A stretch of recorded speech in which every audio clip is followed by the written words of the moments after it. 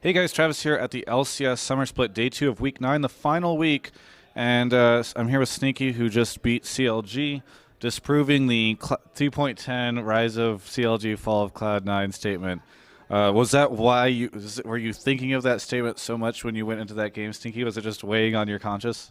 Of course. Yeah. Nah, but I didn't even watch the interview. I just heard the little quote, and I was like, whoa, that's crazy. Yeah. But I don't know. We just played well that game. I think it was mostly a reference to the patch changes and the tower stuff. Do you feel like you've been affected or impacted by that? Is that part of the reason why you lost yesterday, or is it not a big deal as proven by your win today? I don't think it's why we lost yesterday, but it definitely affects every team in the world. Like, all the towers having huge armor. You can't push. It's harder to repay objectives. Like, they take an early dragon. You can't really counter that with a tower or anything. Just stuff like that changes the whole thing. I mean, obviously the like you guys are known for that early aggression and for trying to take early towers. Is it affected you guys? I mean, and so the assumption, of course, is that it would affect you guys more. So have you guys like figured out a way around that, or are you still sort of like, we'll just do it anyway and deal with the tower changes? Like, how do you approach it now? We've tried to work a little bit around it. It hasn't destroyed us or anything, but it definitely doesn't help us. I think that was a big part of our strategy, just take early towers, the 2v1s, but it's not going to like completely wreck us. So now you guys have this week. I mean, obviously you're already you're fine. You got that first place finish, but you're still playing these games. Do you approach them? Do you try to like do different things? Do you play sort of standard? I mean, it seems like this is pretty much the same Cloud9 we're used to. Well, the first day of practice, some of the people on the team wanted to do troll things for practice, and we actually ended up trying some of the troll things. And I don't know, I was pretty against it, and so was High. So we were just like, I don't really want to do this. And it kind of like destroyed our morale too. So going this whole week, we were just planning to play standard essentially. There's no reason for us to troll, I don't think. So I think after that game, I tweeted something like, "Oh yeah, it looks like Cloud9's back because obviously you lost the game. Now you won this one." And someone replied to me and said on Twitter, shout out to random Twitter troll, please, Zyra Ash bot lane would get shit on by Koreans. So I like to include the community and involve all the fans out there, and so including this guy. So I'd love to know what your thoughts are on that statement. Do you think that bot lane that you guys like to run and you've sort of popularized would do poorly against Korean teams? I don't think it would. I actually saw Captain Jack run Ash, except he was with Sona, and Sona is really similar with disengage and engage. Right. So they're trying to run it as well. But that lane directly, Zyra Ash would not get destroyed by any Koreans. Okay. Is there any specific reason why? It's just like a solid bot lane, or? Yeah, it has like the engage that you want for your team, and it has the disengage that you want as well. And it's just a really safe lane too.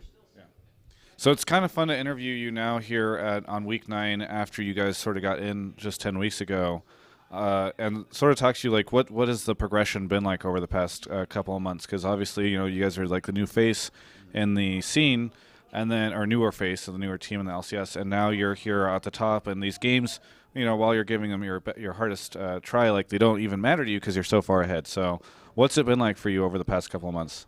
Well, I didn't really think we'd be winning so much, I guess. I kind of came in expecting to do well, but not like 21-2, what is it? And then now we're 21-3.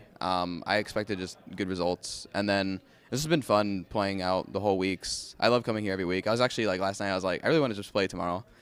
It's a lot of fun. So it's just been a solid thing for you. What about like fans? Have you seen just like a huge growth on that? Yeah, we didn't really have much coming into the qualifiers versus complexity. Like I only had like 2,000 followers or something, and now I'm at 11,000, nearing 12,000. So there's so many more fans. Yeah. Do you get like the private messages on Facebook from fans? Yeah, I made a page and I have like 3,000 on that one, and I get a few messages like asking and telling me like good luck and stuff. You ever get the fangirls messaging you? Because Crumbs mentioned to me one time that sometimes you get some interesting messages from them. I think I've had one or two. They're kind of weird, but I mean, I do have a girlfriend, so that doesn't really matter that much. So you just reply with a picture of her. Yeah, there you go. So, going into, you got 3 more games left, right? So do you think that you're going to be able to 3-0? I think we'll be able to 3-0, yeah. And then you guys have about 10 days or so to prepare before PAX North American Regionals. Are you guys sort of looking to do the same thing you've been doing, just sort of go back, practice some standard stuff, that kind of thing, or do you think you'll mix it up and maybe study hardcore for specific teams or anything?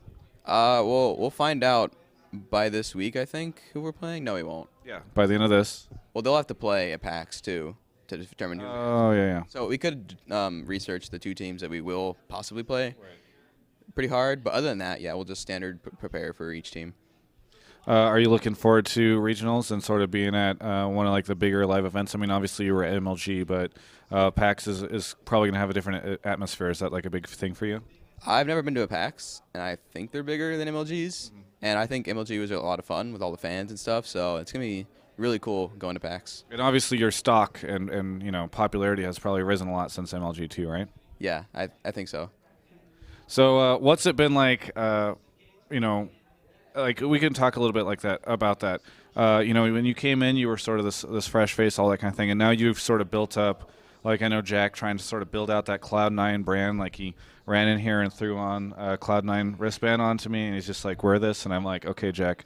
I think he threatened to not allow me to interview anyone in this. I wore it. No, it's not true. But obviously, you guys are sort of building out this whole thing. Has that been a fun experience for you, or are you just sort of like, I just play the game and it's like whatever? Kind of both. I kind of just sit back while that grows itself, and then I revel in it, I guess, when the events come out. Yeah. Get like that energy drink sponsor thing? Oh, yeah. G Fuel, we just got that sponsor. Yeah. We got a big package of that, and we've been trying all the flavors. They're all really good. There you go. I'm sure Jack will appreciate that. So you guys, and yeah, you've got all these sponsors coming in or whatever. So it's just kind of a cool thing. Like, has it been fun to sort of stay with this team and build that dynamic out? Yeah. It's a lot of fun living in the house together, just growing as a team. Before I was just by myself playing online events, and now we're just getting more stuff in the house. If you guys get like first place at regionals and you go on to worlds, is there a plan to move out of the closet? Oh, well, there's already a plan to move out anyways. I don't know where we're going to go between like LA and San Francisco. Right. But before next split, we'll definitely move. Are you going to move into the closet and the new place too? I prefer to have my own room. Okay. But a closet could suit me. All right, so let's go ahead and wrap up the interview. You have any shout-outs, plugs you want to make? Yeah, Law Class, Astro, Cooler Master, HyperX, iBuyPower, Crunchyroll, and G Fuel. Cool. Thanks so much for the interview. Congratulations on getting back on the Cloud9 hype train or whatever that you guys have been tweeting about. For everyone, this is Travis on the second day of the week 9 of the Summer LCS. Final week. You can check out the rest of our coverage at GameSpot.com/LCS.